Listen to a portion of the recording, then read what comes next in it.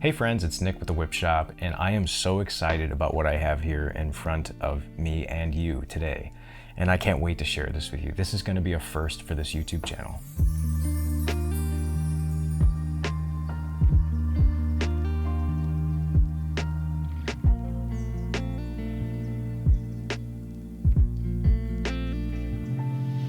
Firstly, I want to thank my friend Martin Guerra from Texas for sending me all this really cool stuff that we're going to talk about in today's video. Martin is a propane service technician, and he has been working at B&J Welding Supply and Propane Company in Lubbock, Texas for just about 6 years now. A huge thank you to Martin for sponsoring today's video. B&J Welding Supply and Propane is a family-owned business, and Martin thoroughly enjoys the work that he does there.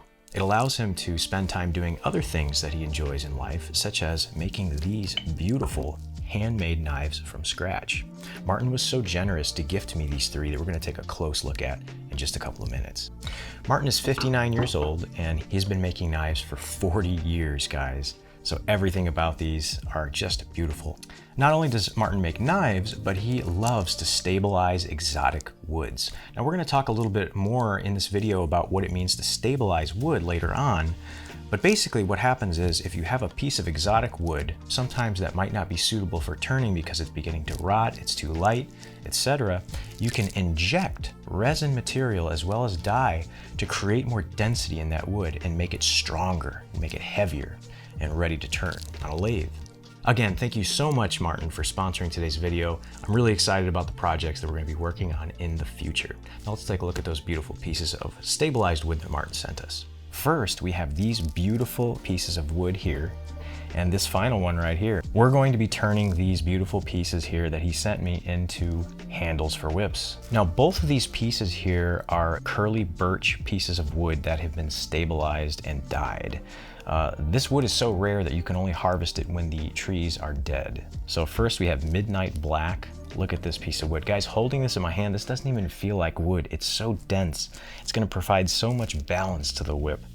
And I'm just kind of peeking in at the end here. There's so much going on as far as the natural grain goes. The next one we have here is also curly birch. It's the same type of wood, but this one is in red and blue. And I still, to this point right now, can't decide whether or not I want to turn it this way or this way. Should this be the transition of the whip or this? We'll have to figure that out later. Lastly, we have this really neat piece right here. Now this one is primarily composed of resin. We can see a bunch of reds, some yellows, just a bunch of swirls. And Martin has put pine cones inside of this blank. So when we turn it, it's going to reveal all these really neat patterns of the pine cone. I was speaking with Martin on the phone the other day, and when you take a flashlight and just kind of silhouette the pine cones and look in here, it's like you're looking into a whole new little world. You know what this really reminds me of is when you look at pictures of like a nebula, like the Horsehead Nebula, I think that's the Orion Nebula, just those swirls of dust that you see in those pictures. That's what I see when I look into this. And what really is the icing on the cake is that it's translucent. You can see inside all those patterns and swirls. So this one's going to be really fun to turn on the lathe. Because this one is solid resin, or mostly resin, I'm a little bit intimidated to turn this one, but we're just going to take our time and it's going to work out just great. We have some other items on the table right here. Guys, Martin makes his knives entirely from scratch. He forges his own steel and he carves his own handles. The first knife that we have right here is made of 52-100 steel. All these knives are razor sharp, by the way. The handle on this knife is made from cholla cactus material, the wood from a cholla cactus. And what Martin has done is he has filled in those areas, those natural cavities that are on the cactus itself. He's filled that in with blue clear resin. And again, if we take the flashlight and hold it up to here, we can see right through there. What a beautiful deep ocean blue. It's just an incredible work of art. Every which way you hold this knife, it's just completely smooth to the touch. The next one here, which is perhaps my favorite, is Damascus steel. Again, forged entirely from scratch. I can't even imagine that. I dabbled in knife making about 7 or 8 years ago, and I failed pretty badly, but it just gives me more appreciation for a craftsman with the skill such as Martin, who is able to make these knives. So if you're unfamiliar with Damascus steel, it is layers of steel that are forged together. That's what gives a Damascus blade that iconic look. If you look at the blade, you can see all of those different layers of steel. So the core of this one is 1084. The two pieces on either side of the core are 1520 high nickel steel, and the last two outer layers are 1084. You'll have to forgive me, I'm a little bit unfamiliar with the terminology as far as metal types. Hopefully I got that right, Martin. Now let's move on to the handle. Some beautiful swirls of red and white resin. And if you look at that, what in the world could that be? That, my friends, is a pine cone that has been split down the middle there, and it looks like a little centipede, doesn't it? It looks like a little bug there crawling across, and it's on both sides. When I flip it over, we can really see the detail all the way down to the core of the pine cone. And it's just seamlessly crafted to flow right into the handle. It's like the resin and the pine cone are completely flush. It's wonderful. Lastly, we have this one. This blade is 80 CRV2 high carbon steel, which is described as a working knife. Again, razor sharp. So on this one, we have yet again another pine cone that has been sliced down the middle and integrated so nicely with that amber resin. I really love the way that this knife fits in the hand. Look at the nice curves there on the bottom. You grip all of these things, I feel like it's just made for my hands. It's like a glove. So Martin, thank you so much for these wonderful knives. I will cherish them forever. And thank you for these beautiful wood turning blanks. Let's go outside and get turning, my friends. So first things first, I like to get geared up here. This is a respirator that I'm using to protect my lungs from the wood chips and dust, as well as this visor to make sure that nothing flies in my face unintentionally. I'm making sure that all my tools are extremely sharp for these particular handles because they do have resin in them, and I'm not exactly sure how they're going to respond with the tools. So I have several tools that I'm using for this project. And the first thing that I'm doing, this is what I do on all of my handles, is I just get them to a nice round cylinder that is symmetrical. And I try my best to, when I put the handle in the lathe, I want to make sure it's as straight as possible so I'm not wasting any material. So I'm just taking the gouge here and from left to right, sweeping motions, just trying to round this thing off and get it into a dowel, basically. Now, I've said this several times on this channel, I'm not by any means a master at lathe work. So if you guys see anything that you think I should do differently, some of you who have been doing this for longer than I have, please let me know in the comments. I would greatly appreciate it. So just sweeping back and forth, trying to make this whole thing a perfect cylinder. And you'll see I'll stop the lathe. I promise I can pronounce lathe. Every few minutes I'll stop and just kind of take a look at the grain. At this point, I'm determining where the end of the handle is going to be. And I'm using this chisel, the slanted chisel, to just kind of carve out the end there, as well as making a reduction to the part that's just forward there. And this is going to be the heel of the handle. Again, turning it, just make sure there's no tears in the wood, any splits, unintentional splits that occasionally will happen. Now I'm just rounding the shape of the handle there, and then once again, just bringing a all-around reduction to the handle itself. And this particular handle is going to be just shy of 10 inches. And you can see we're starting to see some beautiful grain inside the wood. Now, I've reached for my caliper here, and this is something that I was not planning on doing, but I decided to do it anyway. Now, what I'm doing is I'm creating a reduction, a rebate, 1/2 inch long, and this is going to accept one of my metal ferrules that's going to be on the transition of this whip. I really love the look of a wooden handle with this metal ferrule at the transition, so that's what I'm doing now.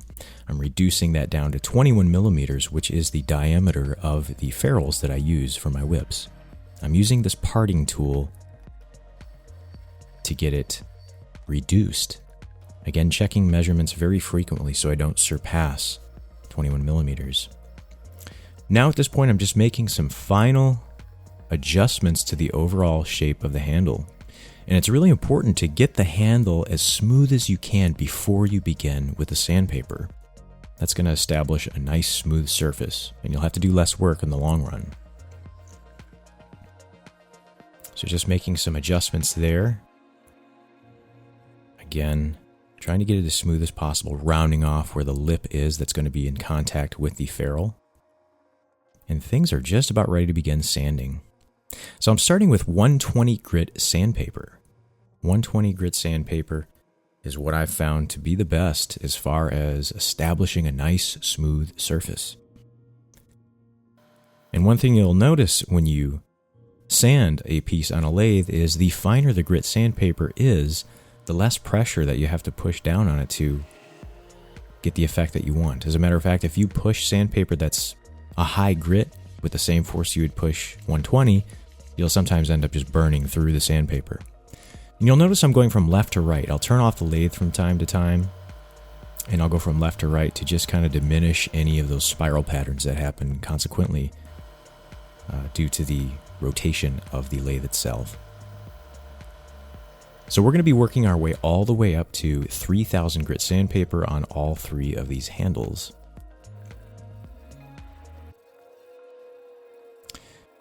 And we are working our way through. Now I've skipped a bit just to save you time. We are currently at 800 grit sandpaper, and this is kind of when the magic happens. I'm starting to really see a shine and as well as a beautiful pattern in this curly birch wood. Now let's talk a little bit about stabilization. What Martin has done to all of these pieces is he has injected resin into the wood, kind of impregnates the wood with this resin. So what we're working with is a combination of wood and resin. So you can use pieces of wood, as I mentioned in the intro of this video, that are rotten, that are falling apart, that are too light. And just as the phrase sounds, stabilizing, you're stabilizing that wood, kind of freezing it in time, stopping any current decay, and making it able to be turned on a lathe or worked. So I'm finishing up here with this washcloth, and this is just after the 3000 grit sandpaper, and look at that shine, my friends. As shiny as this handle is, we still have a ways to go. Just left to right motion, and you'll notice this does generate a bit of heat, which felt really nice on my hands because it was cold in the garage that day. And I'm really pleased with the shine. Look at that pattern. It's really exciting to see a pattern unfold before your eyes. You don't know what's in that wood until you start carving into it. So really happy with this handle. The next part is perhaps one of the scarier parts for me when I finish a handle. It's easy to become very attached to a handle once you spend an hour or more on it. And this is the drilling phase. We have to drill holes in these handles for accommodating the threaded steel rod that the whip is built on. So I want to take a good look at it here. Now what'll happen sometimes when you drill a hole, if you're too rushed, you do it too quickly, the bit will generate heat, especially if you're not cleaning your bit, and it will cause a crack to form down your handle, and it'll split it, which is really, really a sad thing when you've put so much heart, as it were, into a handle. So this is a 1/4 inch bit, and this is the way I do it. I just line it up with the hole that was created by the pin of the lathe, and just work my way in very short strokes. Each time I pull it off, I make sure to clean the bit. And what I've done in the past was I did not clean my bit well enough, and I was pushing way too hard. It generated so much heat that it caused cracks to happen.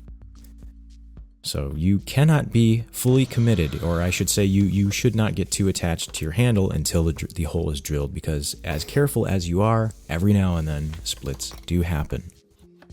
So I'm really being careful, just working it, being patient, little bit by little bit. And now I'm going to cut off the excess of the handle that was used where we held it in the lathe. Once that's off, I will sand the end down again, graduating through all of those sandpaper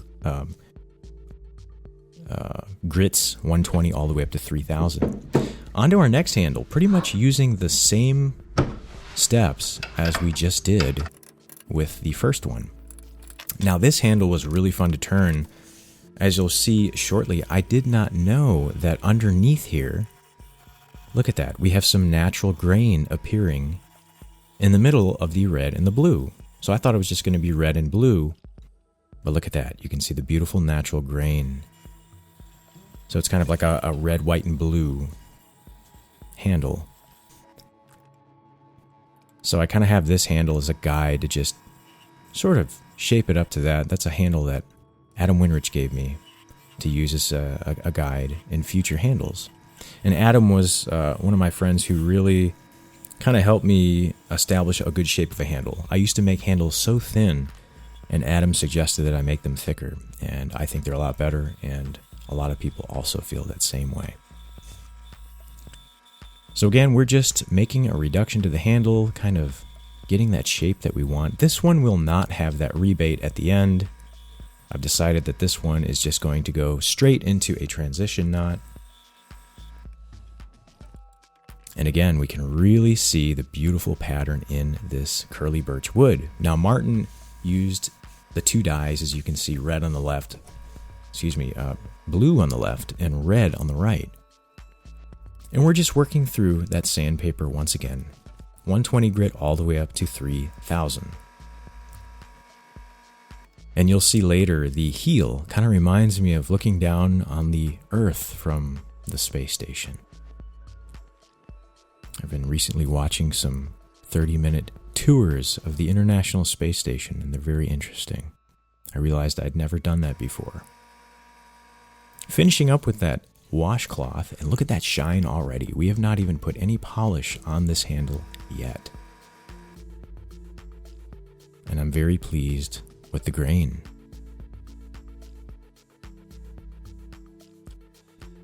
We have one handle left after we drill this one, and it's the grand finale, and I'm saving that for last. Again, making sure to leave my emotions at the door while I drill the hole in that one. Everything went well. So on this final handle, this is a step that I skipped filming on the first two. I'm creating this little X here in the left side of the handle, and that is just the way that my lathe is shaped. I'm drilling a hole so the pin can slide in. On softwoods, you can just put it in there, and the grip of the lathe will actually set those little blades in, but I like to do this because this is resin. This is very hard. I'm a little nervous about turning this piece initially. I'm just not sure. This is the first time that I've turned a piece that is almost entirely resin. So as you can see, I'm a little timid here. I'm just touching it with the gouge to get an understanding as to how it behaves. And you'll notice I'm kind of covering my sleeve over my wrist there because these little pieces that come off are very abrasive, and they're flying off that lathe at who knows how fast. And it's kind of funny, I have some little scars there where the pieces actually stuck into my skin. Something I've not experienced before with turning just pure wood. But so far, so good. Just going from left to right, getting this thing as round as possible. Even though it was round from the beginning, I did not put it in the lathe perfectly symmetrically in the middle. So because of that, I do have to remove some of the outer edges of this piece. Now, one thing that I noticed when I was turning this piece, particularly establishing the basic shape, is that there are some areas that are a little bit softer than others, and that is most likely due to the fact that there are several pine cones throughout this piece, throughout this handle. So I'm just kind of trying out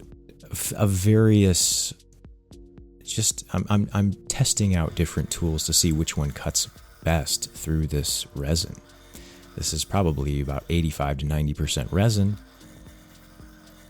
And I've realized that the gouge does best. Now again, I was not going to do this because this is the first time turning an almost all resin handle, but I could not resist making this a handle that will include one of those ferrules at the transition. So again, I'm marking 1/2 of an inch, taking my parting tool and making a reduction to 21 millimeters where that sleeve is going to fit over that ferrule. And I think it's going to look really nice once this thing is polished. The beautiful grain of those pine cones in combination with the swirls of blue. Why did I say blue? The swirls of yellow, orange, and red.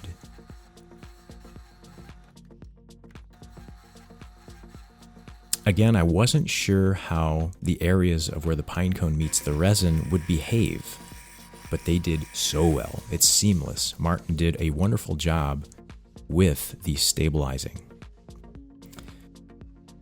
Now, Martin uses a series of methods to infuse the resin into the wood, or either, in this case, the pine cones. He uses a pressure pot, which creates high pressure, which packs all of that resin into all of the tiny crevices inside the pine cones. And he also uses a vacuum chamber. He uses a vacuum chamber to pull out any air bubbles. So those two methods combined help to make this a solid, seamless piece. Now I'm just kind of going over the handle there. The basic fundamental shape of the heel has been established, and now I'm just kind of taking my time. I don't want to dig in too deep to this handle, and you'll see later on a couple of times I was sweeping from right to left, and I pushed a little bit too hard, and that gouge dug in deep. It dug in deep, and it kind of scared me. And that's when I realized, okay, just pull it back a little bit. Now, I did have to sharpen my tools about 2 times through this handle alone, because that resin really does wear down that edge on your blade more so than wood. Still just kind of working on rounding everything off. Now I'm just kind of scooping out, shaving off the end of the heel of this whip. And I'm really excited at this point. Even though it's not much of a shine yet, I can get a very good idea of what this handle is going to look like. We can see inside the core of some of the pine cones. And at this point, I am satisfied. I've taken off my guide, and again, starting with 120 grit sandpaper. Now you'll see later on during the sanding process, I decide to do something that is known as wet sanding, and it's just as it sounds, wet sanding. I apply water to the sandpaper and to the piece itself to reduce friction, to reduce heating. And my idea to do this with the resin handle is because I do not want this resin to get hot. If the resin gets hot, it's probably going to get soft and messy, so you'll see me adding water later on. I think at this point I grabbed a 80 grit piece just to get out some of those little gouges that I put into the piece because I was pressing a little bit too hard in various places. And then I'm working my way up from there to the 120 grit sandpaper. And this is the part of the project where things look very cloudy, and you just have to remember what it's going to look like in the end. Again, I'm sanding from left to right. I've skipped some of the sandpaper grits. I think here I'm at 800 and I'm introducing the water to the piece. And this was a very satisfying part here because I could get a really good idea of how this was going to look at the end. You can see all those little swirls and patterns and pine cones. Really love this handle. Martin did a fantastic job stabilizing all 3 of these pieces. If you guys are interested in purchasing some handles that I've turned using Martin's stabilized pieces of wood, please let me know in the comments. And we plan to do a lot more collaborations in the future, and I plan to offer these in the future on my website. So let me know in the comments if this is something that you guys would be interested in. I'm planning on offering just the handles themselves. You guys can make your own whips and attach them to these handles. At this point, I believe we are at 2000 grit sandpaper. Working from left to right, I couldn't resist grabbing this tissue. As you can see, I'm very overjoyed with the results. And this is the, again, washcloth that we're finishing with. We just finished with the 3000. And again, I'm wet sanding this. I don't know if this was a great idea or not. See, that this is where I could use your input. Look at that shine, my friends. That is very close to the way this is going to look in the end. Now, drilling the hole for this was especially scary. I spent about an hour and a half up until this point, so I was really not wanting it to crack. Really made sure to take my time and be extra patient. It's so important to clean off your bit after each pass so that minimal heat is generated inside the handle. I did feel things getting a little bit soft inside, but I think by now it's completely hardened up. You can see that resin really sticks to the bites of the bit. And there it is. We are getting ready to cut off the excess on the left, but look at that pattern. And just lopping off the end there, and again, just going through all of the grits of sandpaper from 120 all the way up to 3000. Did the same thing. The next thing I'm doing is, this is something that Martin suggested. Paste this min wax, this finishing wax. We're going to apply some of this to all of the handles, let it rest for 10 minutes, and then I'm taking a drill, spinning this handle on the drill, and polishing the handle. Doing this with all 3 handles. And this is where things get really exciting. I can start to see a shine that I've never seen before. That morning when I was turning them on the lathe, I was never able to get them this shiny. Next, to finish everything off, we're using mag and aluminum polish. And this is going to get our final shine to our handles.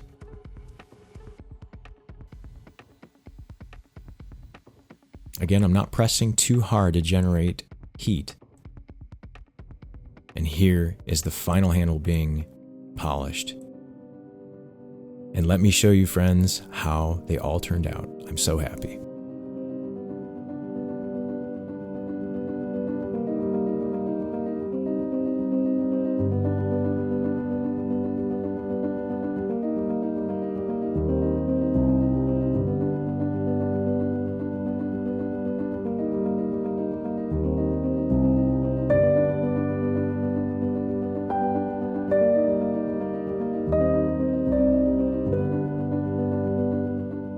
These are without a doubt the best handles that I have ever turned on a lathe, and I'm so pleased with the way they turned out. These are the types of results that you can get when you have a good friend such as Martin, who's generous enough to share his 40 years of experience.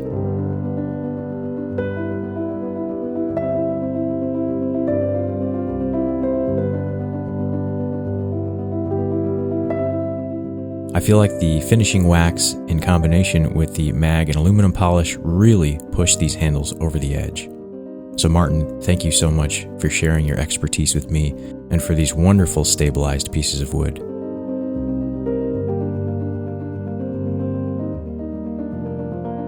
Again, if any of you are interested in purchasing handles turned by me and stabilized by Martin, please do let me know in the comments. They will be available very soon on my website. Thank you all so much for watching, and I will see you in the next one.